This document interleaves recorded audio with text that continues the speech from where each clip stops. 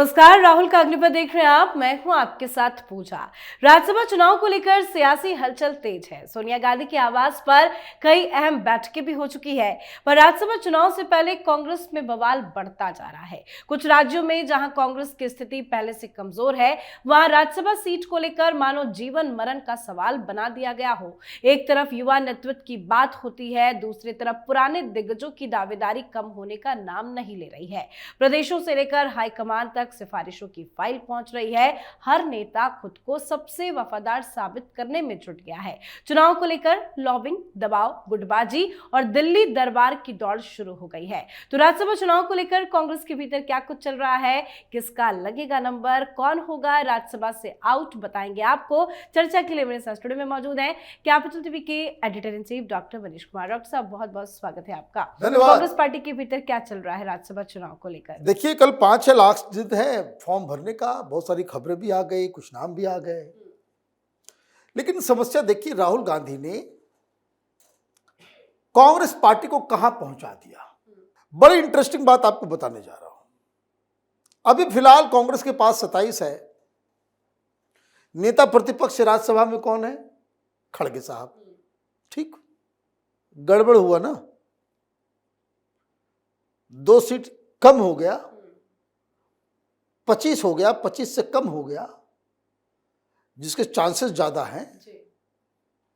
तो आप ये समझिए, राज्यसभा के अंदर नेता प्रतिपक्ष बनने की भी औकात कांग्रेस पार्टी की नहीं बचेगी। ये हालत पे आ गई पार्टी। कोई अकाउंटेबिलिटी नहीं किसी की। पारिवारिक पार्टी है ना, कोई हटा नहीं सकता।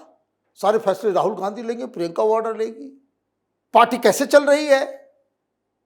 तो पार्टी चल रही है कि भाई हरियाणा की कोई नेत्री कह दे रही है कि भाई आपके ऊपर जो है भाई 7 करोड़ रुपए का आरोप है। व्हाट्सएप चैट और सारा चीज जो है वो धीरे धीरे बाहर आ रहा है। तो कैसे आप क्या करेंगे? आप कहते हो भाई सावरकर नहीं हूं मैं, गांधी हूं, झुकूंगा नहीं। फिल्मी डायलॉग तो एक से एक जो है ना, कोई नई फिल्म में कोई डायलॉग आता है, बस राहुल गांधी को उसको चिपका दिया जाता है। वो जो है बकायदा एंग्री यंग मैन बनना चाहते हैं फिल्मी स्टाइल में। और अंदर खाने क्या चल रहा है? सावरकर को, नाथूराम गोडसे को देवतुल्य मानने वाले उद्धव ठाकरे के पास कांग्रेसी चले गए, बचा लो प्लीज। अब वहां खिचड़ी पक रही है, फाइनल अभी तक नहीं हुआ है, पता नहीं जब तक हम लोग रिकॉर्ड कर रहे हैं। 1 सीट जानी है और उधर एनसीपी वाले ने कह दिया कि नहीं, इच्छा जागृत हो गई है शरद पवार की। पहले उन्होंने कहा था कि हम नहीं जाएंगे। वो पहले भी कह चुके कि ये आखिरी बार मैं जा रहा हूं, अब नहीं जाऊंगा। नीतीश कुमार ने भी कहा था पिछले से पिछली बार कि मेरा आखिरी चुनाव है। वो आंसू आंसू लेकर के फिर मुख्यमंत्री बना, है ना। तो नेता जब तक जिंदा है तो उसकी इच्छा तो मरती नहीं है। अब वो उन्होंने कह दिया तो कि मीटिंग हुई पहले कांग्रेस और एनसीपी के बीच। तो कांग्रेस ने कहा कि नहीं नहीं नहीं, ये हमको दे दो। बोले बोले वाली शरद पवार कह रहे हैं हम जाएंगे। बोला भाई किसने कहा? बोला उनकी बेटी कह रही है। और उधर चुप्पी हो गया। जब ये मालूम चला कि ये आपस में एक दूसरे से गप कर रहे हैं, तो उद्धव ठाकरे ने कहा कि भाई सबसे ज्यादा विधायक तो मेरे पास है। किसी के पास 16 है, किसी के पास 10 है, मेरे पास 20 है, तो हक तो मेरा है। तो कैसे वेणुगोपाल ने आदमी भेजा कि उद्धव ठाकरे का पैर पकड़ लो, बोलो कि महाराज से 1 सीट जीतना जरूरी है, अदरवाइज नेता प्रतिपक्ष भी नहीं बच पाएगा हमारा। ये राहुल गांधी ने कांग्रेस पार्टी को लाकर के खड़ा। किसी के दिमाग में ये सारे सवाल आते हैं या नहीं आते हैं कि धीरे धीरे धीरे धीरे, वो तो आप ये देखिए कि जॉर्ज सोरोस प्रोपेगेंडा और सारी चीजों को लेकर के ब्यूरोक्रेसी ने धोखा दे दिया तो 99 सीट आ गया। अदरवाइज 2019 की तरह अगर रिजल्ट आ जाता तो फिर नेता प्रतिपक्ष आपका जो है वो और नेता लोकसभा में होता, और अभी ना राज्यसभा में उसी स्थिति पे आप ला करके खड़ा कर दिए हो। इतना ही नहीं, बाकी सारे लोग भी कह रहे हैं कि नहीं, अब नेतृत्व बदलना चाहिए अपोजिशन का। ये इंडी गठबंधन का लीडर जो है वो राहुल गांधी ठीक नहीं है। अब चलिए राजस्थान, मैंने आपको बहुत पहले बताया था कि पवन खेड़ा तपस्या में कमी, उसका पैरवी लेकर के चले गए थे तमिलनाडु। डीएमके ने साफ मना कर दिया, करना इधर नहीं, अभी चुनाव है, हम यहां हिंदी हार्टलैंड ये वो करते रहते हैं, नॉर्थ इंडिया साउथ इंडिया, उसके ऊपर हमारी राजनीति टिकी हुई है। और अगर हम किसी नॉन तमिलियन को भेज दिए तो लेने के देने पड़ जाएंगे, बोलो आउट करो उसको। अब वहां वो चले गए, कहां? राजस्थान में उनकी बात चल रही है। राहुल गांधी चाहते हैं कि भाई जाए, राहुल गांधी चाहते हैं कि जाए, लेकिन कांग्रेस राहुल गांधी की इस इच्छा को भी पूरा करने को तैयार नहीं है। एक सीट मिलेगा वहां तो सीपी जोशी आगे खड़े हो गए। क्यों वहां गए वो? क्योंकि ये खुद राजस्थान से है।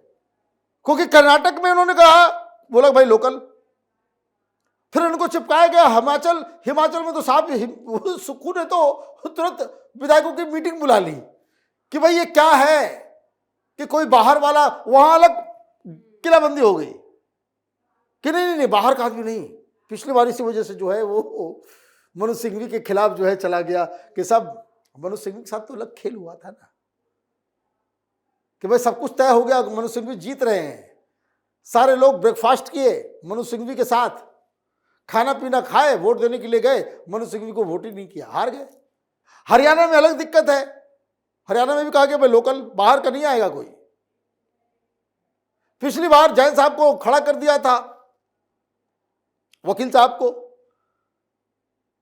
सोनिया गांधी ने कहा भाई ये हमारा उम्मीदवार है, हुड्डा जी ने पीछे से खेल कर दिया, कोई गया वो पेन ही बदल दिया जा करके, वो पेन बदला गया तो इंक बदल गया, और इंक बदल गया तो वोट इनवैलिड हो गया, दूसरा पार्टी को जीत गया। तो कहने का मतलब यह है कि आपके पास कुछ है ही नहीं। बिहार में भी आप लड़ सकते थे, कुछ कह सकते थे, वो तेजस्वी यादव वहां खुद करेंगे मैं जाऊंगा, हालांकि कोई नहीं जा पाएगा, उधार लेना पड़ेगा ओवैसी से, इधर उधर से, संख्या नहीं है आपके पास। मतलब आप ये देखिए 2014 में जब प्रधानमंत्री मोदी की सरकार बनी तो प्रधानमंत्री मोदी कुछ काम ही नहीं कर पाते थे। क्यों? क्योंकि कानून लोकसभा में तो पास हो जाता था, लेकिन कांग्रेस पार्टी मजबूत थी राज्यसभा में, वहां कोई बिल ही नहीं पास हो पाता था। ये ताकत कांग्रेस पार्टी की राज्यसभा के अंदर थी। इन लोगों के पास कोई सीट ही नहीं था, कुछ यही 45 के आसपास बीजेपी के पास। आज बीजेपी बढ़ते बढ़ते बढ़ते बढ़ते 102 की संख्या पे है। अभी वो बढ़ भी जाएगा, अभी वो बढ़ भी जाएगा अकेले भारतीय जनता पार्टी की। और आप कहां ताड़ से गिर के खजूर पर लटके हुए हैं और उसके बाद अब रसातल की ओर जाने को तैयार है। तो कहने का मतलब यह है कि राहुल गांधी ने धीरे धीरे धीरे धीरे करके पार्टी को खोखला कर दिया। ये जो कहते ना भाई 95 चुनाव लगातार हार गए, उसका, लेकिन हार गए तो लोग कहते हैं भाई हार जीत तो चलता है ना, हार जीत कहने को चलता है, कैसे कोई बात नहीं, यहां हार गए कोई बात नहीं, बिहार हार गए, लेकिन इसका इंपैक्ट क्या होता है? इसका इंपैक्ट ये होता है कि जो डिसीजन मेकिंग सिस्टम है हिंदुस्तान के अंदर में, पार्लियामेंट्री डेमोक्रेसी में, उसमें आपका रोल नगण्य होता जा रहा है। आप शक्तिहीन, दंतहीन, विषहीन बन जाते हैं। कैसे किसी चीज का आप विरोध कर रहे हैं? अच्छा कर लो विरोध, क्या कर लोगे? संख्या तो तुम्हारे पास है नहीं। बीजेपी जो चाहेगी वो अपना कानून पास करा लेगी। तो राहुल गांधी का सबसे बड़ा कंट्रीब्यूशन यही है, भारतीय जनता पार्टी को मजबूत करना और कांग्रेस पार्टी को अंदर से दीमक की तरह खोखला करके उसको जो है बर्बाद करना। जी, बहुत बहुत धन्यवाद समझाने के लिए। धन्यवाद। तो 10 राज्यों की 37 राज्यसभा सीटों के लिए होने वाले चुनाव की घोषणा कर दी गई है। सभी सीटों के लिए 16 मार्च को मतदान होगा। इसी दिन नतीजे भी सामने आएंगे। बीजेपी अपना दम दिखाने की पूरी तरह से कोशिश में जुटी हुई है और कांग्रेस का हाल तो बेहाल है। विपक्ष की सबसे बड़ी पार्टी अपने ही घर को संभालने में उलझी हुई है। राज्यसभा जैसे महत्वपूर्ण चुनाव के लिए उम्मीदवार तय करने में ही रस्साकसी कांग्रेस पार्टी के भीतर हो रही है, जिससे साफ है कि पार्टी में कुछ भी ठीक नहीं चल रहा। तो आपको क्या लगता है? आप भी अपनी राय कमेंट करके लिखिएगा। देखते रहिए कैपिटल टीवी। नमस्कार।